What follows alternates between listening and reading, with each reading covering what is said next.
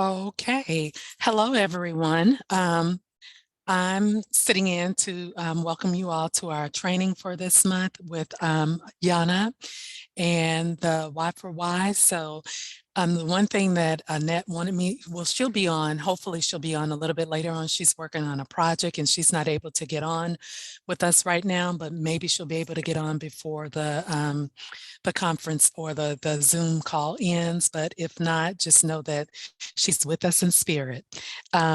So the one thing that she wanted to let you all know, for those of you that are, still awaiting the RFA for cohort 17, that hopefully it will be out on next week, and she'll be getting with Erica to post the letter of intent on our website. So if you could just look for that letter of intent, if you plan to apply for cohort 17, it will be listed on our website on hopefully by tomorrow.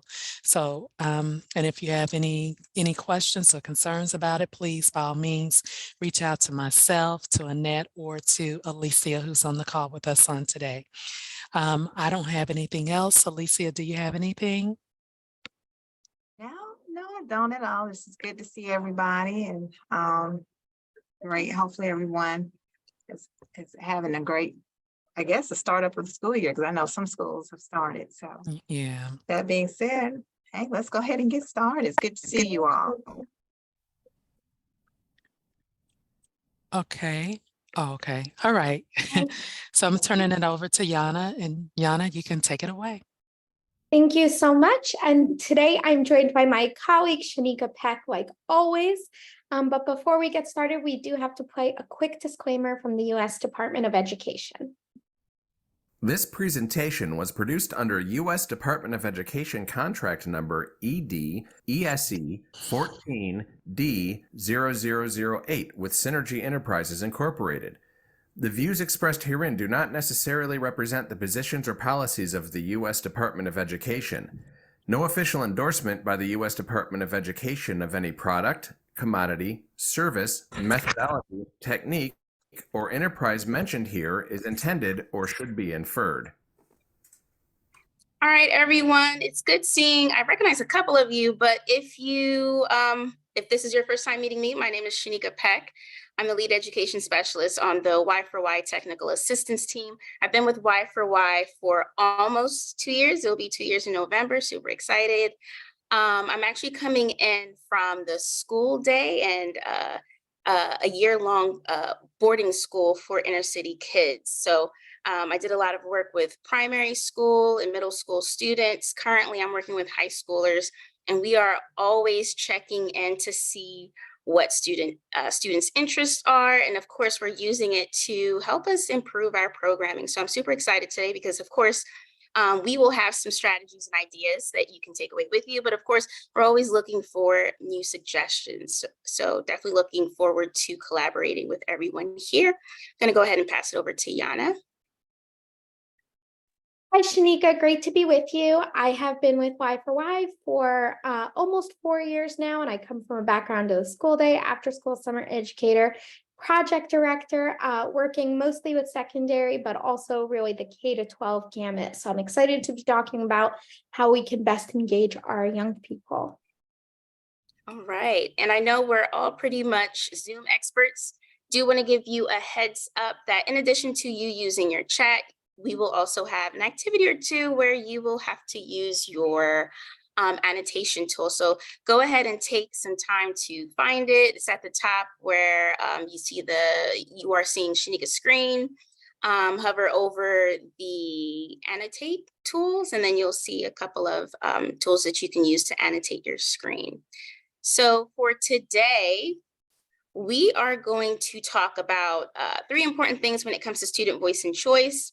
We'll be identifying the value and the unique contributions of students to your activity design. So I know this is the beginning of the school year. Some people are already starting.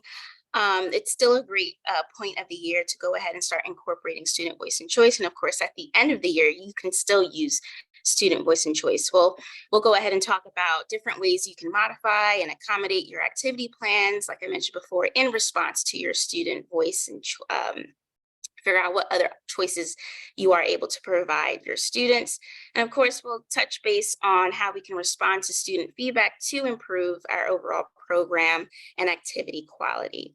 So let's just get a good idea of where everyone is when it comes to student participation and using their voice and choice opportunities. So using any one of those stamps in your annotation tools, I'm going to read a series of statements and I want you to identify where on this spectrum you are. So you will either strongly agree, or maybe you're in the middle, or strongly disagree when it comes to these statements. So go ahead and find that and a stamp from the annotation tool. Our first statement is, our program does a great job incorporating student voice. So go ahead and use that stamp and just indicate where you are on this spectrum in terms of that statement.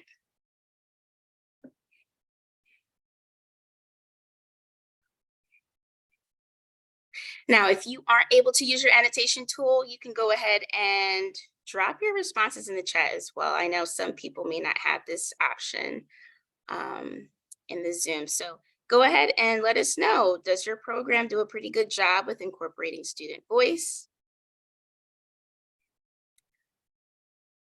I have to say that I think we do a pretty good job starting out with using student voice and choice, but sometimes, you know, time flies and we don't always get the opportunity to circle back on that student voice from the beginning. So definitely interested in using that for feedback. Thank you for sharing, Anna. Usually it's pretty well, but it's easier with secondary students. Yeah, that's true. That always happens. Thank you, Alicia, for sharing. When I was in the building, yes, with elementary students. So it looks like it's much easier using student voice with our younger students, but not so much with our older students. So that's something to keep in mind. Here's another statement. Students are interested in leading activities. This is something we'll talk a little bit about today as well. Do you strongly agree? Or maybe you would like to share your experience with this in the past, or maybe this is something that you are planning. Are students interested in actually leading the activities that you are facilitating? Now, from my experience, the older students, they always love to lead activities with the younger students, especially if it involves some kind of reading or almost overseeing any small activities with the younger students. Thank you for sharing, Sandy. Some of us lead PD and do not work directly with students. Okay, that's good to know. Thank you. I hope the adults I work with feel like they have a voice and want to lead activities. Okay, some of us may have staff who are younger, maybe, or potentially you have high school students who are staff members. We've seen that in a couple of programs, right? You're probably thinking about, well, do they feel comfortable with leading those activities that are planned? Michelle, once they have practice being in a leadership role, they seem to enjoy it, right? And we're talking about older students or maybe elementary students. All right, and then one more statement. Students need a lot of direct instruction to be successful. Do you agree or disagree with this statement? Students need a lot of direct instruction to be successful. Mhm. All right, and this kind of goes to, it's geared toward what Michelle shared, right? I'm assuming that if students have enough time to practice these skills, then eventually they will be successful on their own or independently, right? So why are we asking these different statements? And it's really for us to think about the opportunities that we are providing our students while we are using, thank you, Alicia, you disagree, right? If you notice some of your activity designs, you may not have to just constantly give instructions and directions for students in order for them to be successful. A lot of our students, depending on their learning needs or how they prefer to learn and practice these skills, you may need to loosen up on the reins a bit, right? So as we get into using the ideas of our young people, here are 2 good questions to ask yourself. Again, we're thinking about how we can use student voice and choice to provide different opportunities for our students to engage in their learning and really feel empowered enough to advocate for their learning. So you're asking yourself these 2 questions, right? What opportunities do staff provide for student voice and choice? So this kind of goes back to what someone mentioned earlier about hoping that their staff feel empowered enough or well-equipped to lead students or work directly with students. The second question we would love for you all to keep in mind and reflect on is, how are these opportunities incorporated in planning activities? Right? So again, we're really focused on how we are designing our activities and moving forward.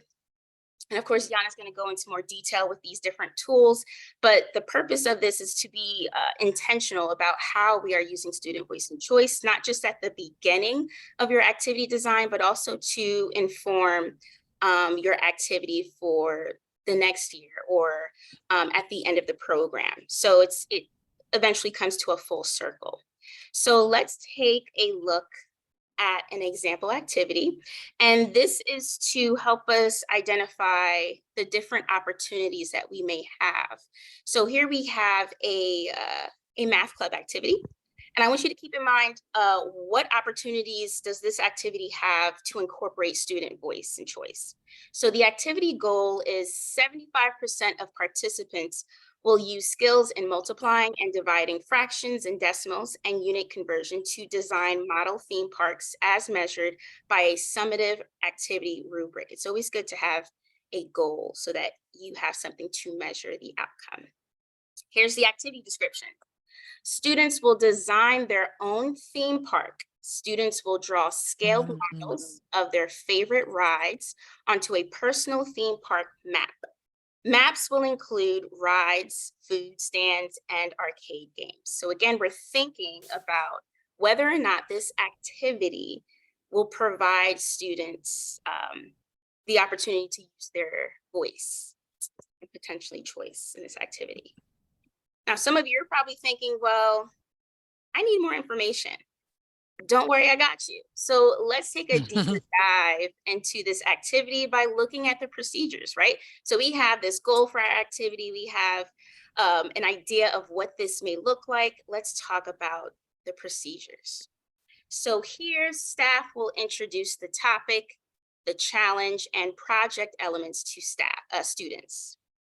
Staff will then provide students with the real-world measurements of common park rides, and students will convert the measurements for their model. Students will work in teams of 2 to 3.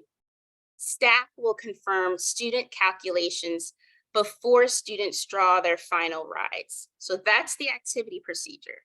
So again, we're thinking about whether or not this activity provides an opportunity for students to use their voice and for us to incorporate student choice. And I'll go ahead and add that question in the chat.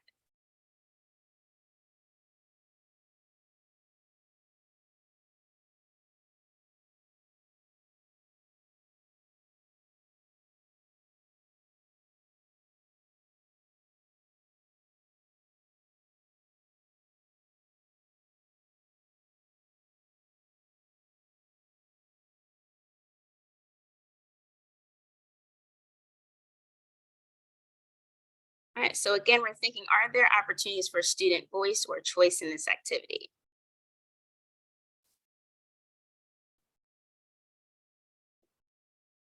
Yes, where do you see it?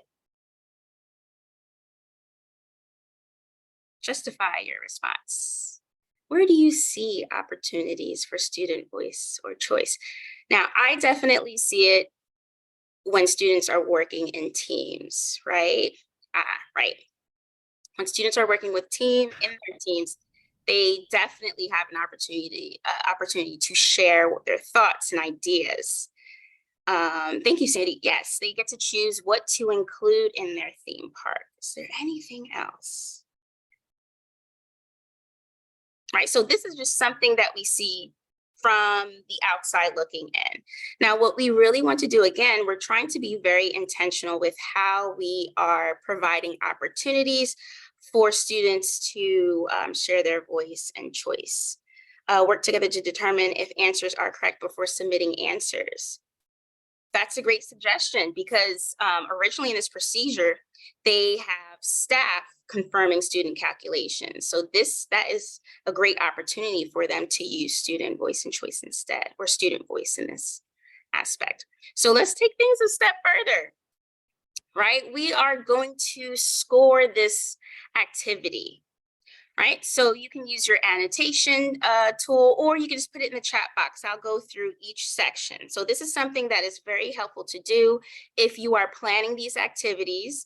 I know from my experience, when I was a lead teacher, I would have my associate teachers come in and we would have our activity plans, and we would just go a step further with just kind of giving each other feedback on different ways that we can use student interests and provide opportunities for students to feel empowered. Again, we want students to advocate for their learning, right? Especially in our out of school time programs, there's a lot of flexibility for us to, let go of the reins and have students really explore and get creative here. So in this portion of the activity, students choose the topic or activity. Would you give them a score of 1 being the lowest, or 3 of being the highest when it comes to providing that opportunity for student voice? A 3, yes, I agree with you, because they get to choose their topic. And hopefully, if you are using the data that you're collecting from your program or you're partnering school districts, you'll most likely have a list of activities or topics that students can choose from based on the data. So you're using what skills they need to practice or master, but you're also collecting data in terms of what they are interested are. And then eventually you'll put those two things together and generate a great list for them to choose from. So yes, next section, right? Students are running or guiding the activity. Is that, would you give them a score of 1, 2, or 3 if students are running or guiding the activity?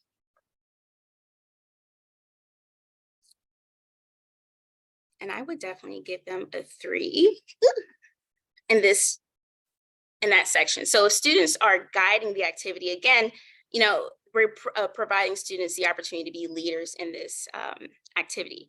Students determine the goals or purpose of the activity. So in this sense, if they're working in a team and they are coming up with their own team goals and the purpose for their theme park, that's also a great opportunity to incorporate student voice and choice. Now, it sounds like everything here is just all high, right? It sounds like this person went back and said, you know what, let me go ahead and improve steps 1 and 2, because steps 3 and 4 of this procedure kind of didn't really fall in line when it comes to incorporating different opportunities. So here's another section in the activity. The facilitator provides opportunities for students to reflect. For student reflection, whether it being a group reflection or maybe a journaling experience, is also a great opportunity for students to really share their voice. And again, providing student reflection, and I also do this with my program, you can have students reflect on a weekly basis, or maybe you would have one at the beginning of your activity and one at the very end, just to get an idea of, do they enjoy themselves, of course, right? Because if it's not fun, they probably won't come back, but also, are they gaining anything from this experience? And then, of course, if you have students selecting or considering which resources to use for their team, because this is something that we do a lot when it comes to project-based learning. It doesn't always have to be project-based learning. It may be a simple activity here, but that is also a great opportunity to incorporate that student voice and choice. So let's hear about you all. So we heard a little bit about this math activity. Is there anything that you would like to add to better incorporate student choice in that math activity that we just looked at? So we had students working in teams. They were choosing their goals. They got a chance to choose the theme of their theme park. Are there any other ideas or opportunities where this facilitator could incorporate student choice opportunities? You can also share if this is something that you are planning to do in your program or have done in the past. It would be great to hear some success stories or anything that works well for your program. It may work well for others.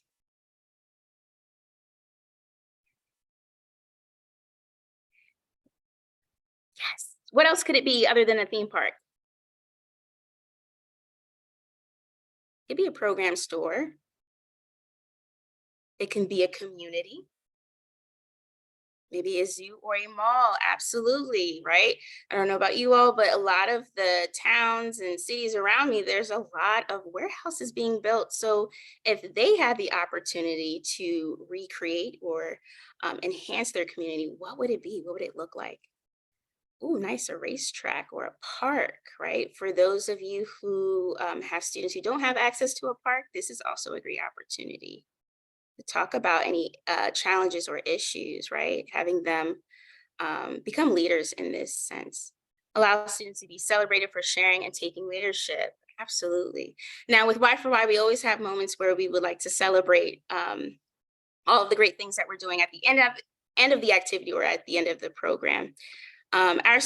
Kim shared, our students created a water park ride, have been studying torque and velocity for the speed of the rides. Nice. I remember doing something like that. I went to Six Flags and got on the roller coaster. We were all studying different roller coasters, which ones was the fastest. We also did a little research on which was the safest, right?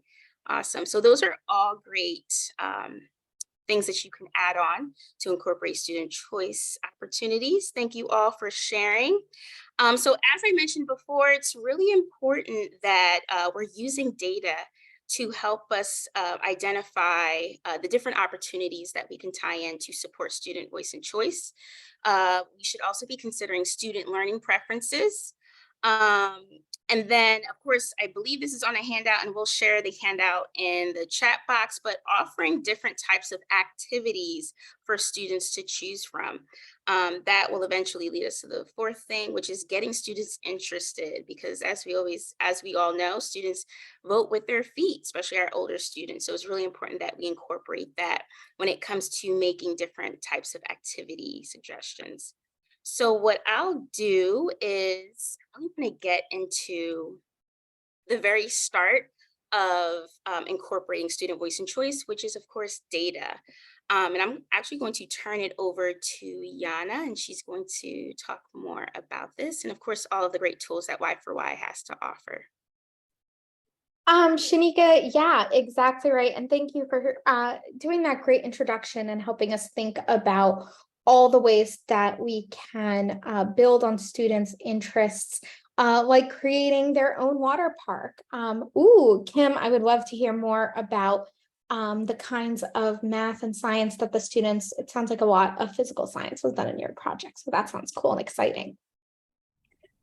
So now we are really going to talk about some of the Y for Y resources that can help you gather this information and that can help you understand what your students are interested in and build on those interests for your program design. And the types of tools that you can use for collecting student voice includes tools like student surveys, and those might be written surveys, they could be online. You can also use focus groups where you bring together a small group of students and ask them some critical questions, or inquiry boards, again, to gather voice and to lead students through the discovery process. And whatever tools you decide to choose or whatever tools you decide to go with, Y for Y is here to help. We have a lot of versions of student interest inventories. If you download that tool that Shanika shared in the chat box, it has links to just some of the interest surveys that we have on our website, but we have many, many more with different versions, really to help you learn about what your students are interested in, what they would like to focus on. Many of us probably already do some kind of interest survey already, but if you don't have a template, the Y for Y tools can be a great place to get started. Download them, make any changes you would like, put your branding on it, all of those things. And so once you gather some information, you can be as specific as you want. You can gather information at the beginning of the year, but I really recommend doing more frequent surveys or more frequent opportunities to gather student voice so that it can inform your program design throughout implementation, not just when you're thinking about planning trips or the big picture of your program. So there's some great tools on our website for interest surveys. We also can think about how do our students like to learn. So every child learns best with multimodal instruction. Every child learns best with having different kinds of opportunities to interact with the same content. But maybe some of your students are really interested in art, and that brings them a lot of joy or interest when they're learning and have that connection. So you can learn about what students consider to be their preferences, but remember, everyone benefits from that multimodal instruction. So everyone benefits when they can see, hear, touch, smell, taste, read, and make those connections in their brains. If you are really thinking about the big picture of what your students are interested in, we've shared a couple of tools. But if you are thinking more at the activity or club level, it's also a really great idea to share not just the name of clubs that students can choose from, but also a short, exciting description of that club. These are some activities that you can choose from that are linked on our documents page that Shanika has shared earlier.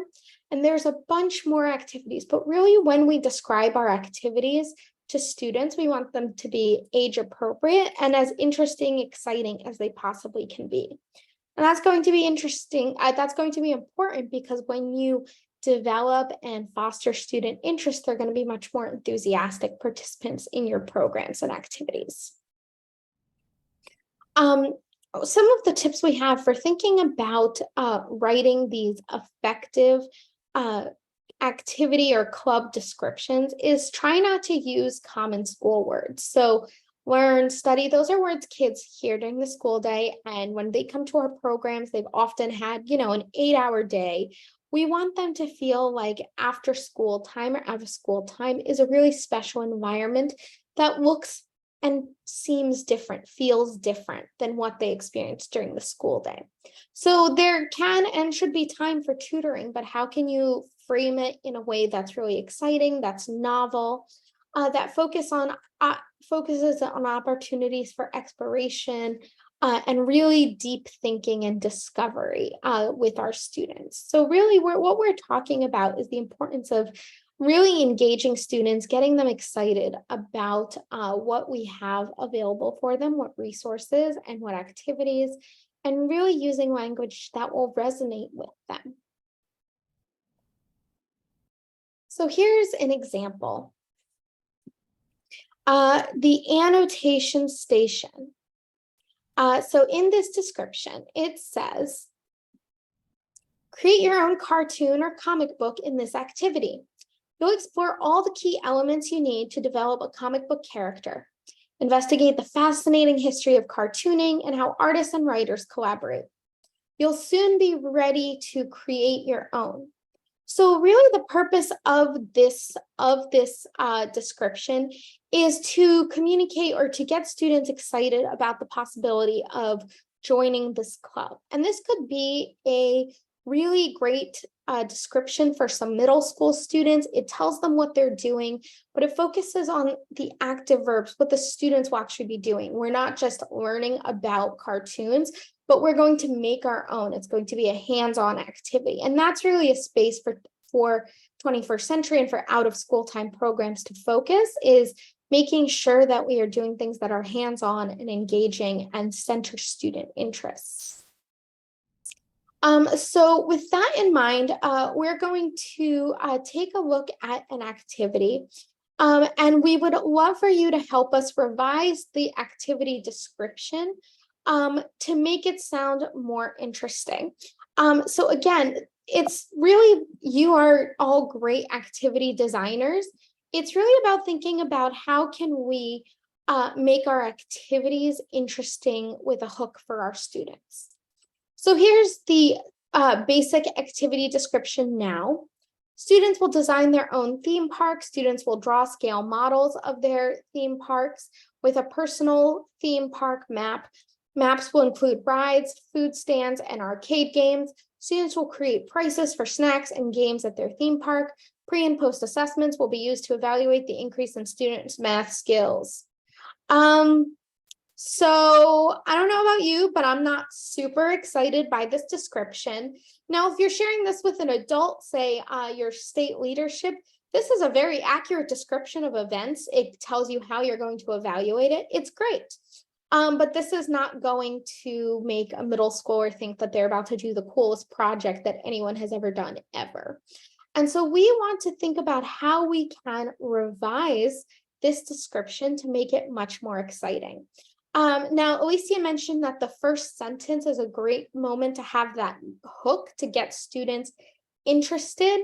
So it says students will design their own theme park, which is true. That's what they're going to be doing. But I think that there's ways that we can rephrase that to make it much more exciting and really talking directly to students. We'd love to hear some ideas from you in the chat box on how you would make this a little more exciting. And we'll share some of our own ideas as well.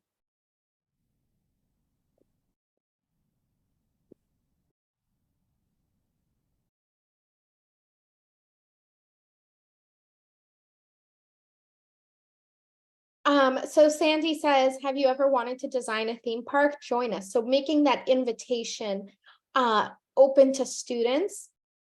Maybe it would be something like, you know, theme parks coming to our program soon. Join now. So making it seem both exciting and time sensitive. We'd love to hear some more ideas from you. It can also be an example. It can also be something like your new career as a theme park engineer is waiting.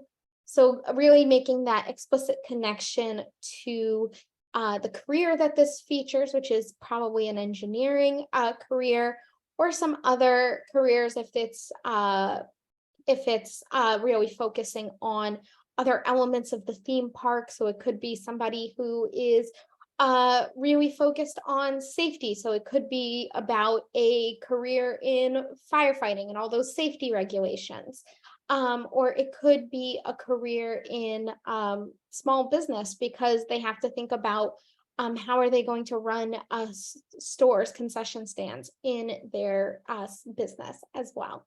So there's lots of ways to take this description, but to make it so that students are spoken to directly. So invite them to this, maybe make it something that's time sensitive, really exciting. Oh, I love Shanika. I love we're going up, down, and all around, design and test your own theme park. So it does tell students exactly what they're going to do, but it also has that kind of connection to the experience of being on a roller coaster, you know, up, down, all around. Maybe not all of your students have been on roller coasters, but probably some of them have.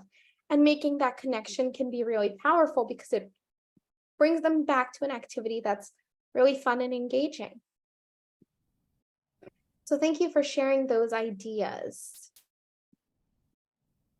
Okay, so once we have crafted the activity description, then it's really time to think about what we're going to do to create an activity that embeds student voice.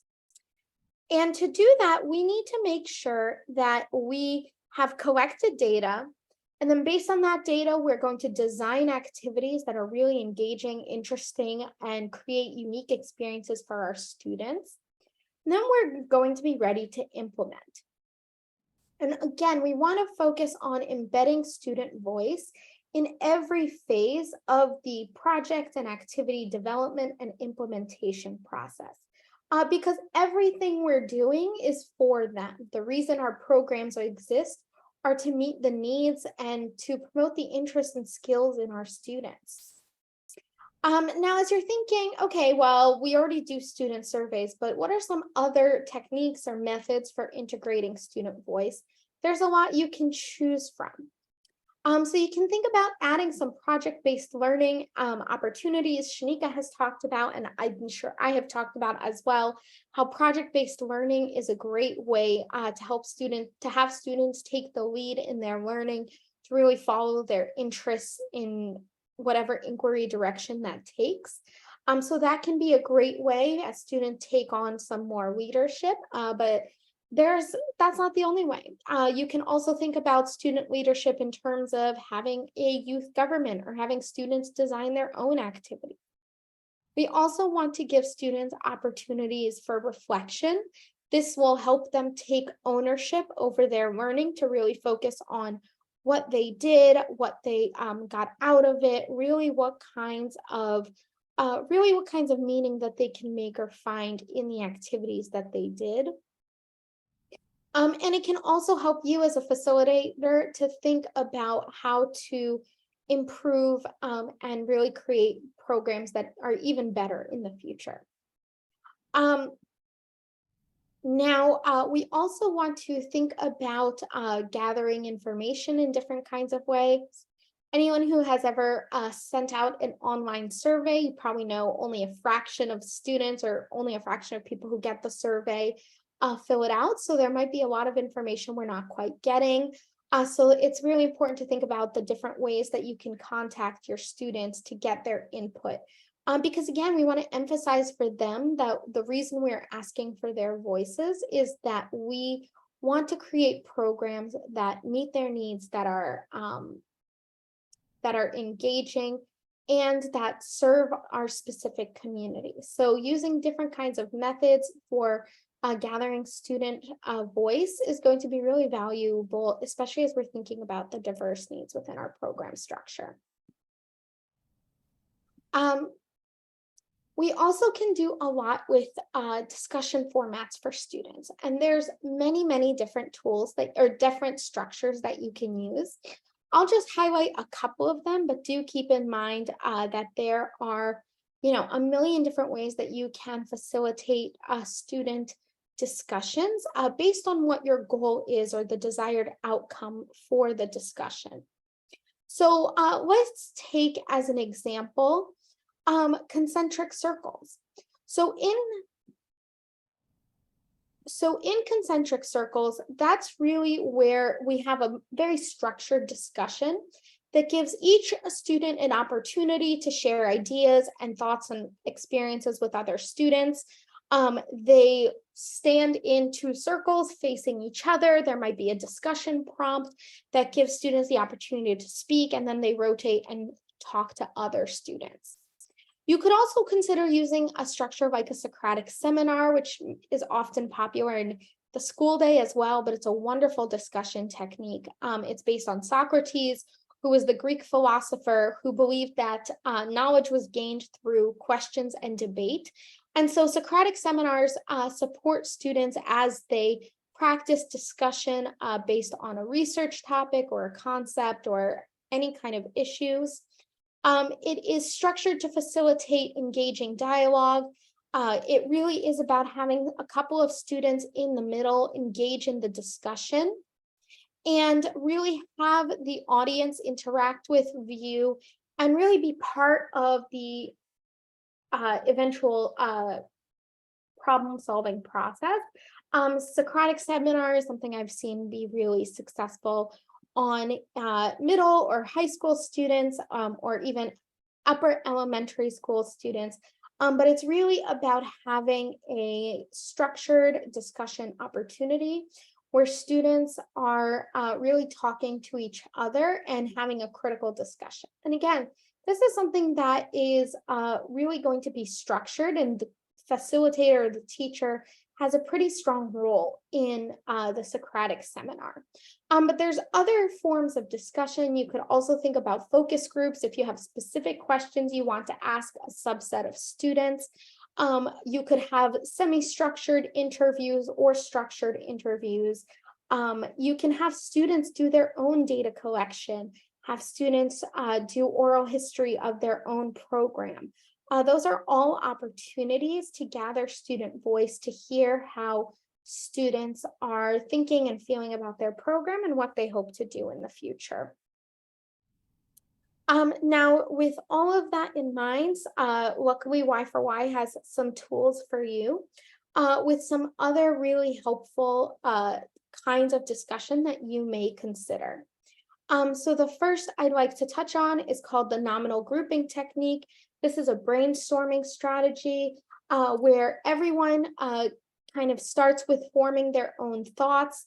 Then it is an opportunity for students to share their own thoughts with small groups and then progressively share those best ideas with the whole group. So really about workshopping ideas, and it's a great way to get students engaged and to see that there's often multiple solutions to one problem or one challenge, but it helps us get there in different ways. There are other forms of discussion formats, but these are just a few that we decided to share with you, that we decided to highlight. We also have a lot of great resources relating to brainstorming, but we have a lot of other great ideas, excuse me, for other kinds of activities. But let's look at an example. If your goal is to decide on a group discussion format to include in our math club activity. So we've already talked about this math club, that we have talked about creating a theme park. We wrote a really effective, really engaging description for it. But now we want to think about what kind of discussion do we want to fit into it. So I'll start by saying there's probably more than one option or one direction that we can take with it. But you could think about including a Socratic seminar. That's going to be a great one as students are really thinking about concrete steps that they need to take. What kinds of math do we need? How do we check our work? How do we make sure that our designs will actually be functional? You can also use nominal grouping techniques with the same format of trying to bring in or identify the strongest ideas and the strongest solutions. So there are a lot of opportunities and a lot of directions that we can take with this. And so as you're thinking about the kinds of discussions and the kinds of conversations you want to have with your students, helpfully Y4Y has a whole course devoted to student voice and choice. And we have a lot of great resources that we want to highlight on our website. So I am just going to, hold on.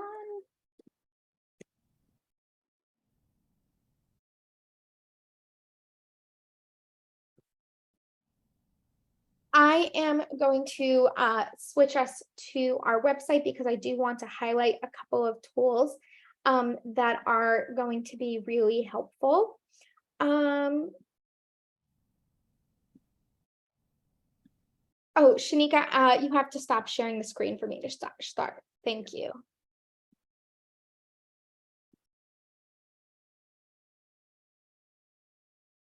Alrighty, so we want to just take a moment to highlight some of the great resources.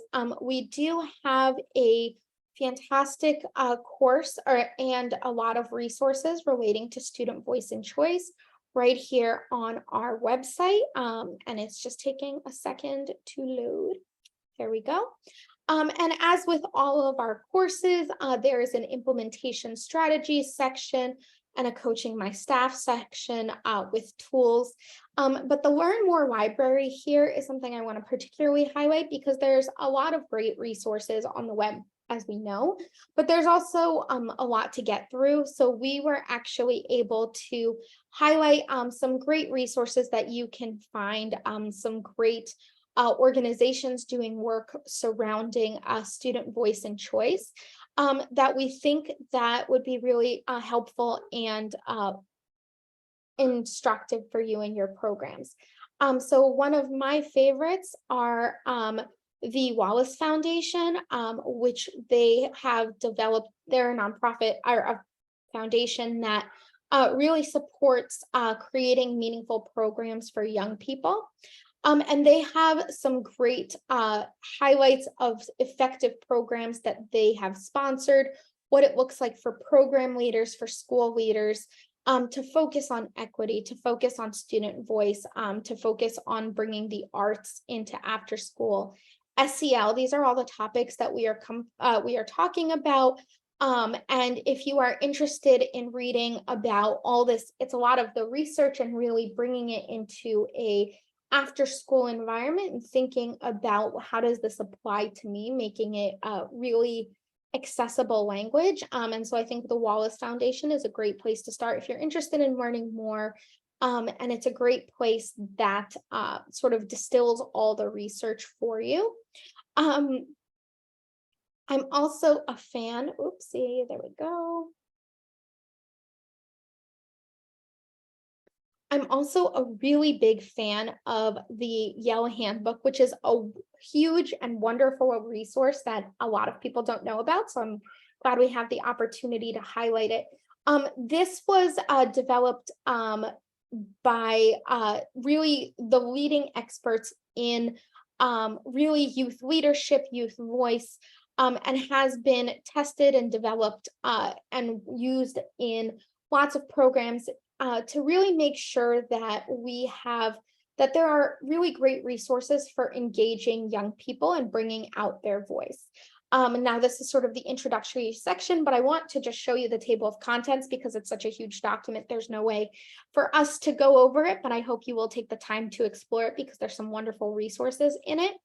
But it really takes you through every step you need to have successful youth leadership. It takes you through some frameworks and how you can think about youth leadership. And it has fantastic tools on every element of really making leaders and pushing leadership into your youth leadership into your program. And like I mentioned, it's a 350-page tool. So it is incredibly comprehensive. And I hope if you've never checked it out, now is the great time because there are so many wonderful resources in here. And if you have never done things like do focus groups or do interviews with students, there's a whole unit on how do you do these kinds of focus groups, do semi-structured interviews, and really give you all the information you need on gathering student voice to support that future of student leadership. So this is a really great tool. If you've never checked it out, it's one of my personal favorites. So that's some of the things that you can find under our implementation, our Learn More library. I also do want to highlight the training, my staff section. And this section is really, again, about if you're thinking about how to effectively include student voice in your program. These are some tools that you can really use to talk with your staff. They're training resources you can use with your staff. They're completely pre-prepared PowerPoints that you can just download, stick your own logo on it, and use it right away. And all the resources you need are there. One of the things that I think is most important is the assessing assumptions about students. And this PowerPoint is great because it's one of those things where a lot of us have worked with young people for a really long time, and it's wonderful, and we have so much in our expertise, but we also need to understand that not everything we believe, not everything we know about our students is true. And so we want to leave our minds open and understand students where they are and hear who they are. So this is really about pushing yourself and your staff to really try to understand where your students are coming from, what they need. And as with all our PowerPoints, it's downloadable as a PowerPoint, so you can make any changes you need any resources you want to highlight specifically.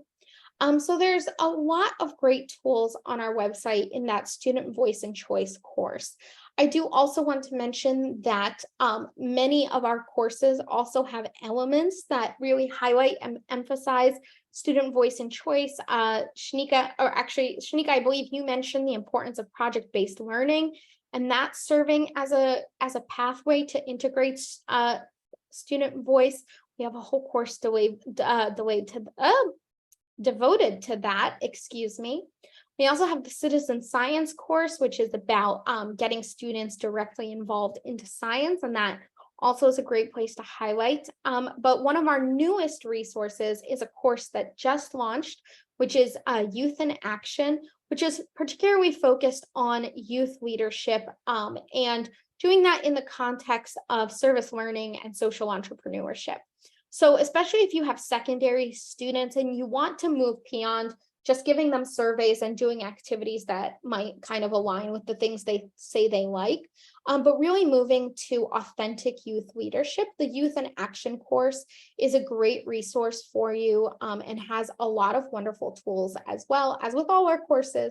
But it has some great like a checklist and project planners that you can use to really plan out how you're going to make student leadership and student leadership authentic and meaningful, and really have a long-term positive impact on your young people.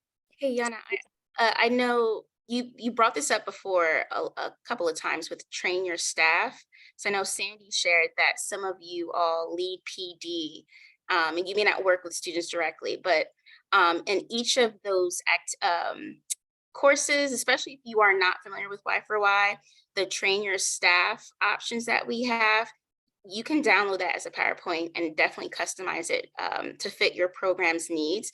But there are several that comes with different activities that you can use to modify and just use your PD as a space for your staff to practice planning or implementing any of those strategies before they get out there in front of students and facilitating those different activities. I have found that extremely helpful, especially with training younger staff. So just want to throw that out there because I think, yeah, Sandy mentioned. Shanika, great point. And you can't see it on our website, but when you download this as a PowerPoint, each of these PowerPoints has really, really detailed notes. So even if you're presenting on a topic you're not super familiar with, you can just read over the notes. We usually provide external resources and citations that you can go and read. So all you need is a little time to prepare yourself, and the resources are there. There's activities embedded to make it an engaging training for your staff as well. So Shanika, great point, that all of these are sort of pre-prepared. You download them as a PowerPoint, make any changes you want to make, or make no changes at all. Either way is cool with us. You can take it a step further too and tie in that data that you've been collecting about student skills and interests and add that to your PD so that they're actually practicing with what they're going to use for their activities programming. That's a great point, Shanika. I totally agree with you, because we want to be thinking about how can we make the learning environment most meaningful for our students. And if we're taking the time to do that data collection, which I hope we are, then we also want to make sure that we're using it meaningfully so our students can say, oh, not only did we do data, I told my leadership that I'm really interested in science, and they took that and they decided to create activities that really met my interests and really filled my needs as a student. So those are some great things to think about, and taking the time with your staff to look at data is something that's very valuable, especially like Shanika mentioned, with some of those younger staff who might not have experience looking at data. And so doing that as part of your staff community can be really helpful to provide those resources and to provide that support. So Shanika, great point. And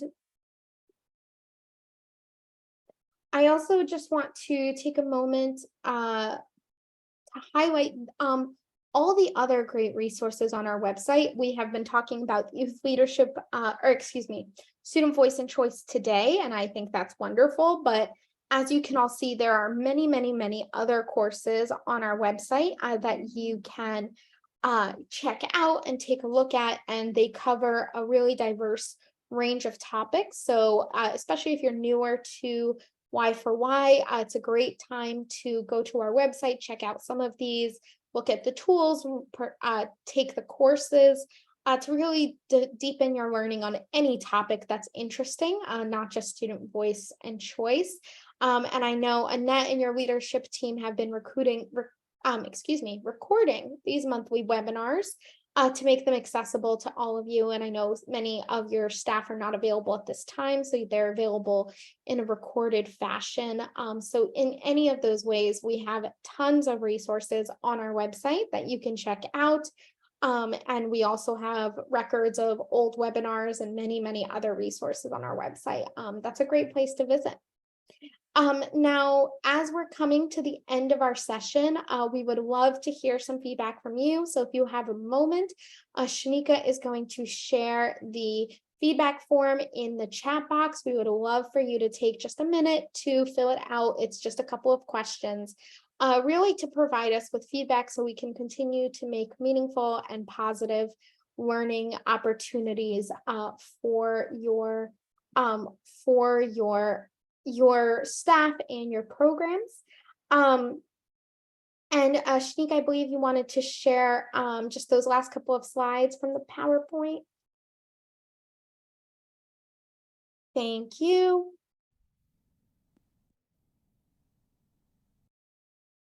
I was muted. Sorry about that.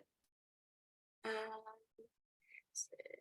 it is. So we're going to go ahead and with the last minute or two, if you have any questions about how to incorporate student voice or voice and choice, or possibly it's about the website, feel free to drop it in the chat and we'll answer them for you. We do also have a mailing list, so if you don't already have access to it, you can sign up through text message by texting Y4Y Insider to 22828 to get you started, or you can easily join on our website as well. So I'm going to go ahead and leave the website up there. It's y4y.ed.gov. And if you have, let's say you don't have any questions today and you still want to reach out to us because maybe a question pop up later on down this week, feel free to email us. This email account is monitored by the entire team, so feel free to send us an email at y4yta@seiservices.com. All right, and Shanika, great to be with you as always. And Annette, thank you so much. And to your leadership team, thank you so much for having us today. Yeah, lots of great resources, I hope. And we will hopefully see you all soon, maybe in person next month. Okay, thank you, Yana and Shanika, for sharing how we can use those strategies and those resources to implement the student voice or choice within our programs. I'm going to turn it over to Annette now. So if she has anything that she would like to say at this point, you have the floor, Annette. But thank you all so much. Well, it has been wonderful to be a part of all these all year long and how they build upon each other. And we can't wait as we bring on our new cohort to use the recordings and have the ability to use this whole tool as we move forward with them. It has been really wonderful and we greatly appreciate you guys. If y'all have any questions or any needs or anything we can do in return for you guys, just let us know. Erica, any notes from your end? If you haven't registered for the October training, please refer to my Friday email and get registered. And September training? September training. I keep saying October. September training. October's training coming soon, later. And I will have Erica by Friday, the letter of intent to upload, if not sooner than Friday.